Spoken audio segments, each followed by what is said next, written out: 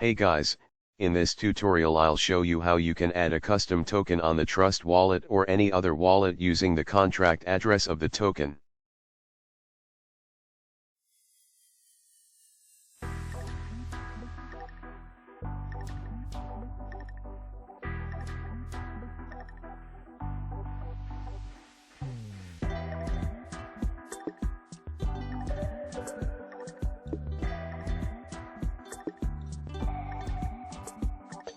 Paste the contract of the token that you wish to add to your wallet. Click on Add Custom Token. Select the network.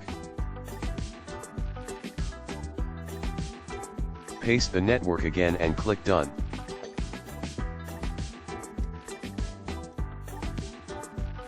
Now the token has been added. You can now send and receive.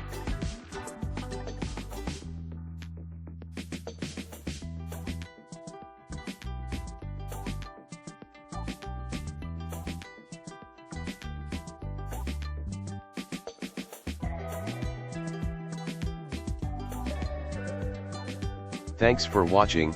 Please subscribe.